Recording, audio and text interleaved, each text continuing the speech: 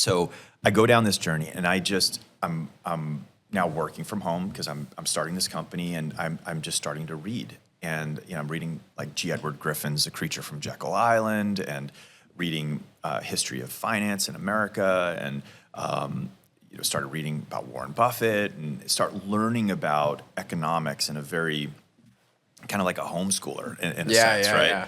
And so I start getting interested in precious metals, and I start buying precious metals, and I'm going through this experience, and it's really difficult, actually, right? This is early stage precious metals. So the whole economy of the United States transitions from being brick and mortar to e-com in the late 90s. And so by the time you get to the mid 2000s, people are already buying a lot of stuff online. But I'm not buying gold online in 2009. I mean, I might be nervous buying some Hanes t-shirts. What if that gets to me or not? I mean, that's a different level. I mean, I feel like even today we're just starting to get to that threshold of people saying, okay, a very normal, reputable company could buy me gold or, anything online. You would be shocked.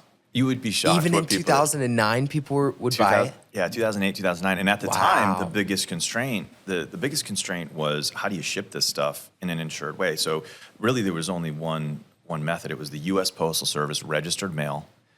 It was slow, it was untrackable, and there was an insurance limit of $25,000. And I remember my first transaction in 2008, I'm writing a check, I'm mailing a check to this company in Washington. There were delays on buying metals because it's the great financial crisis. A lot of people were buying metals. I waited 6 months for the product. It comes registered mail. I couldn't track it. Your fingers are crossed the whole time. And I realized, I'm like, wow, this is like very archaic. This is an industry that has not really caught up, not figured out the infrastructure to be an e-commerce business. Just kind of filed that away. Didn't take any action on it. And there are those few kind of sliding doors moments in your life, and this then becomes one of those sliding doors moments where I meet this German guy that I befriend, and I start talking to him, and I say, "What do you do for a living?" He's like, "I'm an investor." And I said, "Okay, well, what do you invest in?" He's like, "Precious metals." Are you living in the United States at this point? I'm in Texas, yeah. Okay. So I had, for context, I had lived in Dallas, then went to Silicon Valley, then moved back to Dallas. I ended up meeting my wife, who's from Fort Worth, and we're just living in Texas. Okay, so this is 2008, and so I meet this German guy, get to know him really well. Brilliant investor, big into precious metals, has a lot of precious metals, but he's going to relocate his entire family to Paraguay. And it's like, well, why are you going to Paraguay? He loved the demographics of Paraguay. He thought Paraguay was about to experience a huge economic boom. He loved forestation, and Paraguayan forestation was becoming a bigger and bigger part of their economy. Wow. And they have a huge German population in Paraguay. So he felt at home a little bit. Yeah, he felt at home. Yeah, and come to find out, I mean, he was right about all of those things. Paraguay has had this huge boom and big in forestation, all that kind of stuff. But he had a lot of precious metals, and he was trying to sell them, but the bids that he was getting were terrible. And so he said, "Can you help me sell some of this stuff?" Now, my clothing company was kind of on the decline, and I was looking for like the next phase of my career, and I said, "Sure." So I whip up a $12 GoDaddy website. Okay. Don't know how to make websites, but just like $12. Send out a press release. Trump alum fired up about gold and silver now. Gets picked up everywhere. We sell out of all of his. He had millions of metal, but sell out all of his metal in like 24 hours. And I was like, "Wow, I guess I'm in the metals business." Wow. And now I just needed to figure out how to get more of it. Yeah. And so I start, reaching out to mints, finding other private dealers, and it was very crude. In the business at the time, I wasn't even really a dealer. I was kind of like the eBay of precious metals. I was matching up buyers and sellers and kind of taking a cut. That eventually morphed into really developing like a gold brokering company. And a gold broker is somebody that doesn't actually have the metal in inventory. They're just, facilitating the transaction. And I was, taking money and drop shipping it from, a distributor or another dealer that had the metal. And I started thinking, I'm like, wow, this is amazing. Like I can build a career off of this. And at the time, everything was done on Skype. And I realized I could live anywhere in the world. The U.S. was going through this financial crisis. Obama had just been elected, which I wasn't thrilled about. And I now have this company that I can do from pretty much anywhere in the world.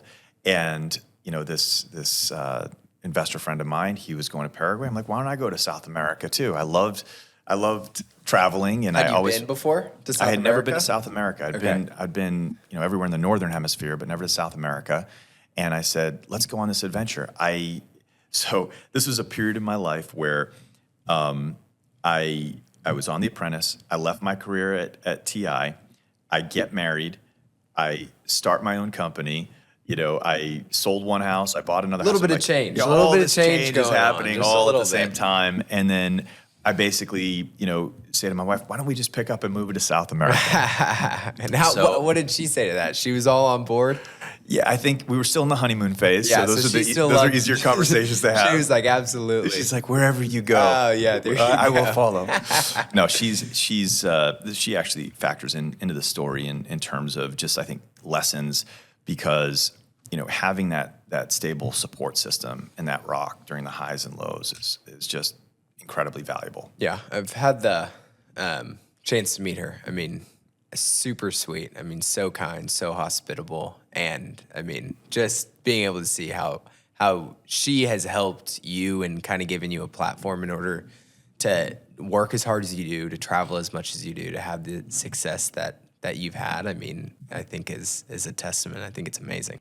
Yeah, of all the decisions that you make in your entire life, the person that you choose to marry is hands down the most important decision. It's the biggest life decision, and I've been so fortunate in that. And yeah, so I went to Kate and I said, let's pick up and move to Paraguay. I can run the precious metals business from down there. We'll learn about all the business opportunities that exist in Paraguay, and we'll do that. So we put all of our stuff onto a container, and the container was going to take a lot longer to get to Paraguay than we were hoping. So instead of going directly to Paraguay without our stuff, I said, why don't we go on an adventure to Argentina?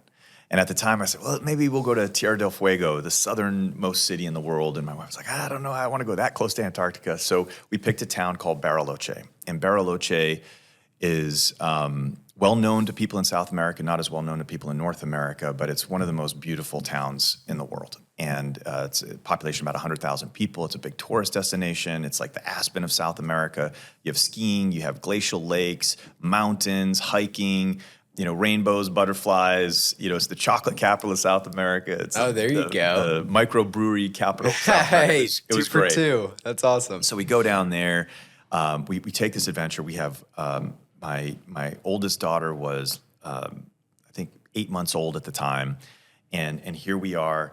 The first night that we get into Bariloche, we rented this cabin. We open up the next morning. We open up the shutters. We see this huge rainbow going across the mountains, and you just think that This is the place you're in the for Garden me. of Eden, right? Yeah. So Yeah, there you So go. we're there for 2.5 months. I'm working on the gold company. Things are going really well. And the time has come for us to move to Paraguay. So we pack everything up. We go to Paraguay. And just as we're getting into Paraguay in mid-2009, things in the U.S. start tapering a little bit economically. And the demand for precious metals now completely falls off a cliff. So Wow. here I am in Paraguay. We had rented a house on a cobblestone road in what was considered one of the nicer neighborhoods in a town called Luque, outside of Asunción, the capital of Paraguay. And, the first day, there's guys on horse-drawn buggies, like hawking bananas, like 3 houses down. They are living like on a dirt floor. It feels like it's 150 degrees every single day. It's so hot. Oh my goodness. We're losing electricity every single night. There's brown water coming out of the taps. You can't drink the water. And we go from this paradise in Argentina to, this very difficult third world country. And our stuff still hasn't arrived yet. So we're now in this completely empty house. I have no cell phone. I have no internet. I don't speak Spanish, which is an important piece in this whole story. Okay. And my like one source of income now has completely dried up. And it was the first time that I really started thinking, oh boy, this could get a little bit difficult When here. you have one kid at that, I have one child at the time. and you have a wife that you just brought down to South America, and she was happily like, let's go. And now married a guy on The Apprentice. I'm cool. And now we're living in Paraguay with guys hawking bananas. And the floor kind of starts coming out from under you. And I mean, I can only imagine the amount of stress. Tons of stress. I had a little bit of money when I went down there, but I had student loans, and it costs money to travel, and we're renting these places. And when you go rent a house in Paraguay, you're going to pay for the whole entire year. And and now money is drying up, and it's drying up, and it's drying up, and you're trying to get settled and get your paperwork and residency, and the money's drying up, and it's drying up, and now the money isn't coming in anymore. And I have this moment where I woke up in this empty house with no belongings, and I had grabbed like a cardboard box from this grocery store, Los Jardines, and my laptop is sitting on this cardboard box, and I'm in like this like makeshift fold-out chair, doing what I can to see if I can drum up any metals business. And I had just gotten, at the time, I had just gotten Wi-Fi, and the thought occurred to me that the average worker in Paraguay makes $2,000 per year. Wow. And I don't speak the language. And if this doesn't work out, like, what am I going to do? Yeah. And I started thinking in my head, I'm like, I have 2 college degrees.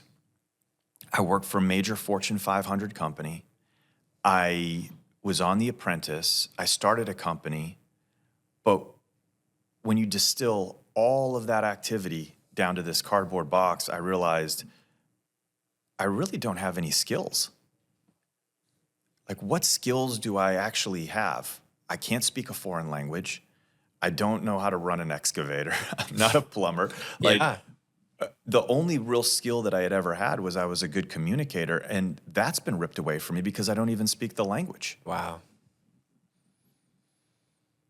What am I going to do? And I open up my bank account, and I have $14 in my bank account. I remember those days. I just got out of college. And I'm in Paraguay on a cardboard box. Yeah. And it's like I have this like real panic that I'm feeling. And then I go into the other room, and my wife's like, I'm pregnant. Oh and my I'm just gosh. like, oh my And you have, gosh, what have I done? I can only imagine What have I like done? all of the different emotions, because of course you're happy that you're being blessed with a child, but the stress and the stress. oh my gosh, The stress. I cannot imagine. $14 in the bank account. The idea of going back to the United States was just not on the table. Like, just Why the not? work and the cost, and even if I called up my friends and family and borrowed money to try to get all of our stuff, but all of our belongings were still in transit to Paraguay. Wow. So it was just like, what am I going to do? And I think I look back on that moment, and I see that as one of my greatest professional achievements was to work out of that hole. And the way that I did it is, my brother-in-law at the time had a small marketing company, and he was building websites. And he said, look, man, if you can learn how to build websites, then I can fish you some work, especially the websites that are lower end that I don't want to mess with. And so at the time, there was Joomla and there was WordPress, and I start researching and learning how to do HTML.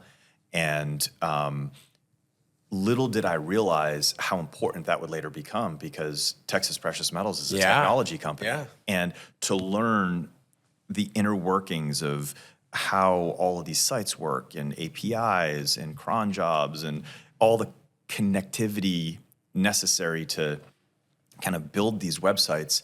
So I started doing that, and I started doing copywriting for M&A companies, and taking on any odd job that I could. And to go from the absolute highs of The Apprentice to now I'm like this contract laborer in Paraguay was really humbling. I think, as a man of faith, it brought me so close to God, my relationship with God, and this reliance on Him, and this sense of detachment from the world. We had no stuff, we had no money, and it was an important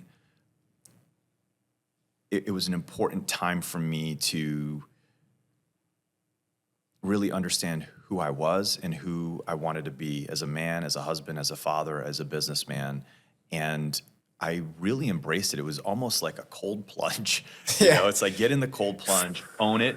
We're going to go through this, period of difficulty, and we're going to come out better. And it was, I have, anybody who knows me knows that I'm an optimist, a world-class optimist. So it's always, we'll figure it out. We'll make it happen. We'll do it. So eventually, I start getting a little bit of money coming in, and, we're able to buy the groceries. And this is from really more of the website stuff, or are we still trading gold and silver where we can? I was still trading where we could, but it was the market had dried up. I didn't, not many people knew who I was. So that was just like fits and starts, little bits here and there. But the consistent income was coming with all of this contract work, and I started building my own websites and tried to create as many income streams as I could. And finally, all of our belongings arrive. And we kind of set up the house, and we're getting somewhat settled. But I determined that Paraguay is not the right long-term location for me. I really wanted to get back to Bariloche, and it was a struggle. And we knew that the baby was coming, and getting residency in Argentina was harder than in Paraguay. And so I thought, well, let's just have the baby in Argentina. And they have birthright citizenship there, and then we would be permanent residents, and we can really start our journey from there. And so that's what we did, but we didn't have the money. So my wife had met these Baptist missionaries in Paraguay and befriended the wife of a minister, and they were talking, and Kate just said, look, we have all this furniture and all this stuff, and it was not going to be possible to bring it all down to Argentina. We're going to pack, as much as we can fit into like a Hyundai H2. Yeah. And anything that doesn't fit in there, we have to sell. That's couches. Think about a wedding registry, with the Cuisinart mixers and the, all the kitchen, all the kitchen stuff and the knickknacks. Yeah. And these Baptist missionaries were like, "Oh, wow, you have all of this like brand new stuff from the States. Like, we'll buy it." And that was amazing for me. It was a blessing, because like, what kind of garage sale are you going to have on a cobblestone road in Paraguay where half, like the whole population makes like $2,000 a year? Like, what are you going to get in return for it? So we actually got probably 50 cents on the dollar, which was just enough money to get us to Argentina. We have the baby, my son, my second child, which that story is a whole nother story, because the midwife didn't show up. Oh no! So did you deliver it? Yeah, you delivered him, and two doulas, two little Argentine girls who were there to help massage my wife. Oh my goodness! Yeah, so it was Wild West. I did not know that. Wild West. So so I get there, and through this process of building websites, I connect with some other guys who are in precious metals, and I start working with this gentleman out of Ohio on his precious metals company website. And then we develop together a website called Gold Shark, which factors into the TPM journey later down the road. So Gold Shark was just an aggregator of all of the different precious metals websites, and would price compare different coins and take in all of that data and information. And so I was doing that. I was doing some consulting work for a franchise of like Mexican restaurants in South America. I was doing copywriting. I was doing anything that I could to kind of build this business. So I ended up renting an office in downtown Bariloche. I meet these expats, these engineers who were sent from the States, and then they end up, meeting an Argentine girlfriend, staying down in Argentina, and they're working on the websites, and we start actually building a little bit of like a marketing and web development agency. For 3 years, I had no car. I finally could afford to buy a car, and like things. We're getting going. Yeah, We're getting going. We're seeing the progress, and then the Pujehue volcano erupts in Chile, and it dumps, in some places, 8 to 12 inches of ash on Bariloche. So I have my little, this is a whole nother story, but I have my daughter with me. I'm walking down the road with a friend of mine, and all of a sudden the sky turns black and it's apocalyptic. And then it's just like lightning everywhere. And you're thinking, oh my God, this feels like the end of the world. Yeah. Come to find out, this volcano erupts and there is just ash pouring down like snow. It's like being in a Massachusetts blizzard, but instead of the snow melting when it hits you, it's just like all pumice that's falling down on you. You're like covering your mouth and your eyes, and it shuts down the whole tourism industry. You can't get flights in and out of Bariloche. So there end up being a lot of my buddies who are now out of work, and so I hire them, and they're doing little things for me. And it was at this time, again, it's sort of a sliding doors moment where when I, right before I left the United States, I had gone to like a housewarming party, and I had met a guy, and the guy asked, "Hey, what do you do for a living?" And I said, "Oh, I'm in the precious metals business. I've been in the metal You're business gold for like merchant, international gold merchant. international gold merchant for 2 weeks, right? I had been doing it for 2 weeks, and so I left my name and never talked to the guy again. 2 years later, I get contacted by this guy, Jason Casper. And he's like, yeah, I had reached out to a bunch of my friends to see if anybody knew anybody in the gold business because my grandfather was buying gold and I think he was paying too much money for the gold. So I end up meeting Jason Casper. And this is like the big fork in the road in my career. And Jason's 28 at the time. He's just a complete finance geek, Buffett aficionado. He's the kind of kid that was like calling his stockbroker at 13 from high school, placing trades. 100%. Absolutely. I bet he did pretty well too. Yeah, he did do well. Actually, I know for a fact he did well. And we end up hitting it off with this like Skype relationship, just talking business and talking finance and talking what's happening in the economy, and we're very aligned on so many things. And Jason at the time had a hedge fund, and he wanted to roll that into a new hedge fund he was building called ARC Fund, which was going to have some gold in the hedge fund, but he wanted to have it in physical. He didn't want to have it in synthetic and like GLD. Smart guy. Right, yeah. Exactly. So I said, I can help you with this. So we start the hedge fund together, and I tell him that on the physical side, Jason and I end up having this discussion about how do we take gold, which has a negative carry cost. So you buy it, it's a shiny rock, and you got to insure it, you got to store it. Has a negative carry cost, month in and month out. Is there a way that we can earn a dividend on that physical gold position? And we came to the conclusion, like, why don't we just start a precious metals company, tuck it into this hedge fund, use the physical metal. Instead of being a broker, we can be a dealer, sell the gold and rebuy it. Explain the difference on that for people. Yeah, so just a broker is somebody that doesn't actually have the metal. They're conducting the transaction, but they're typically buying it from somewhere else. They're sourcing it. Yeah. Yeah, a dealer actually owns metal and is dealing out the metal. From their own inventory. I don't know if those are like official definitions, but it's kind of how we think about it in our industry. So we knew that there was going to be gold in the hedge fund. There wasn't going to be silver. So Casper's had this like other pool of capital that was available to buy silver. And I remember having this conversation with, Jason's dad, and here I am in Argentina. They've never met me in person. Well, and Jason is part of an old family company, right? Yeah, so Casper Companies is now a 125-year-old family conglomerate, 5th generation. They invented the shopping cart. They built their whole business in like the 1960s, 70s, 80s doing newspaper racks. 90% of all newspaper a newspaper, Evan, is a a daily journal that would I'm come learning out. about newspapers and faxes Right. and all this kind of stuff. So yeah, and then when that business died, they bought a company called Ranch Hand, which they built up. And if you're in Texas, you know Ranch Hand. They make the grill guards in the front of pickup trucks. It's a business that we later sold. But they're just a very entrepreneurial family. Yeah.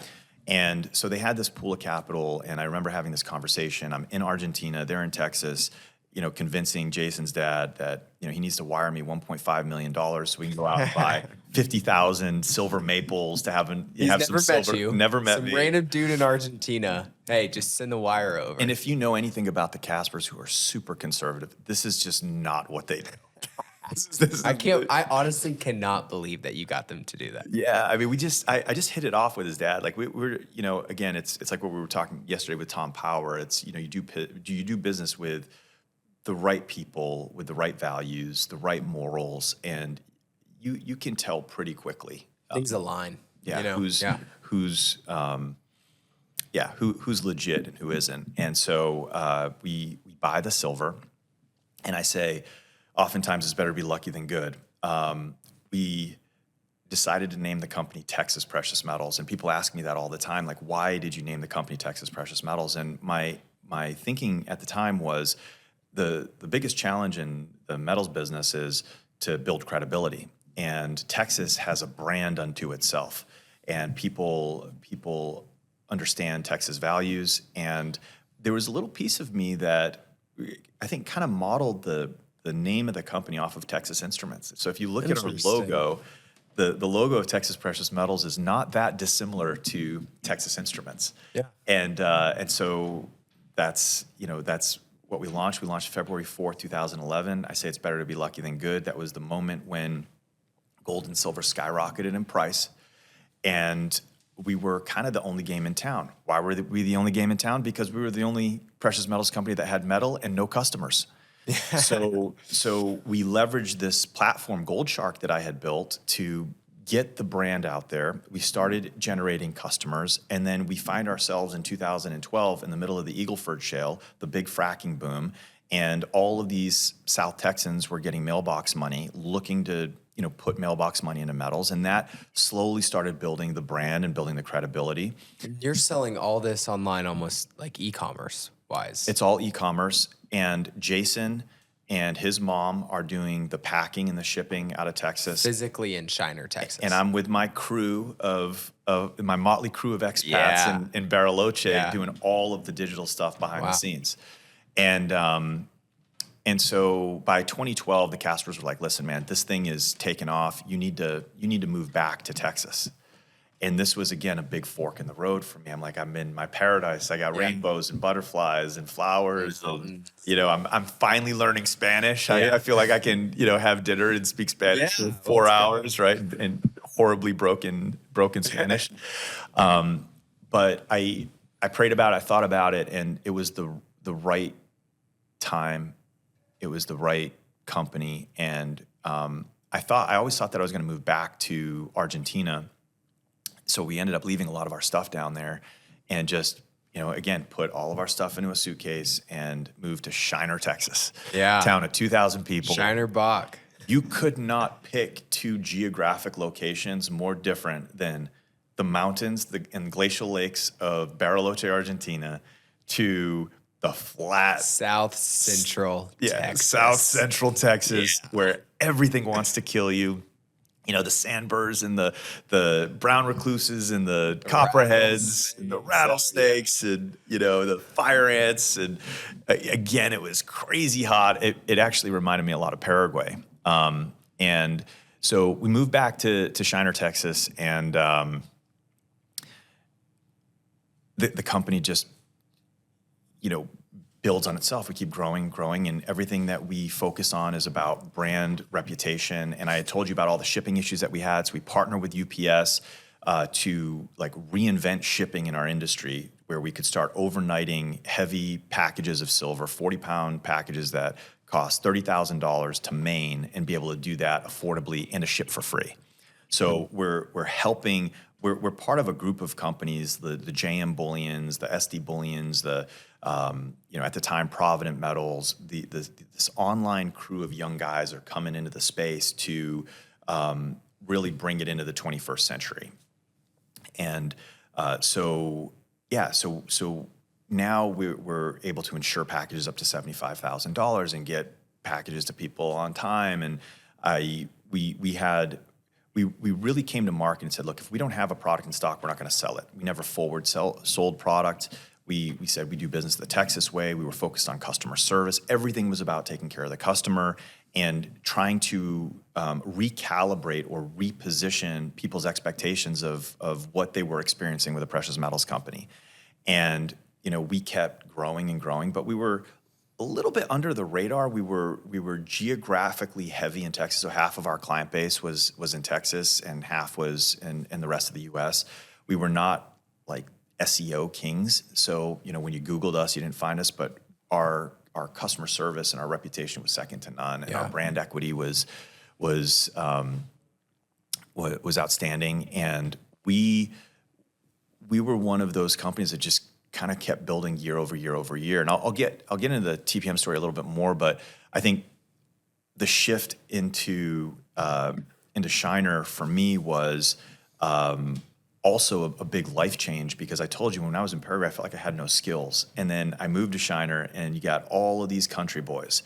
And these country boys, man, they could go out, they could, shoot a deer, skin it, eat it for dinner. They were fishing, They can dance too. They can dance. Oh my like goodness, they can dance. And they can throw back some beer. Yeah. But these guys all had all of the life skills that I actually didn't have. They could plumb. They're like, oh yeah, I'm going to go fix the truck. I never had a riding lawnmower in my life. I bought a riding lawnmower. I'm like reading the manual. How do you change the oil on a riding lawnmower? That's how they all feel about me. They all went to A&M. I went to UT. So that's they right. all, they all think that I'm exactly like that, which I 100% am. But I'm learning slowly but surely. Gonna be able to change the oil soon. I bought a hammer, a screwdriver, and it's really kind of funny. I mean, because over the 7 years I lived in Shiner, it was, I was learning woodworking and getting really into a lot. I joke like the man skills, right? Riding horses and going hunting and buying guns. I'd never shot a gun, in my life. Really? At that point, you had never shot a gun in your life? Only people in Massachusetts that have guns are the criminals. So, it's like, coming to Texas, everybody has a gun. Your grandma has 3 guns. It was. She's going on a walk. She's got one on her. Exactly. So we keep building the brand. The thing that really changed our business was the depository. We were in the running for the Texas State Depository. So the state said, we're going to go and we're going to, commission this depository to relocate our gold from New York, which was never going to happen. But we did not win that bid.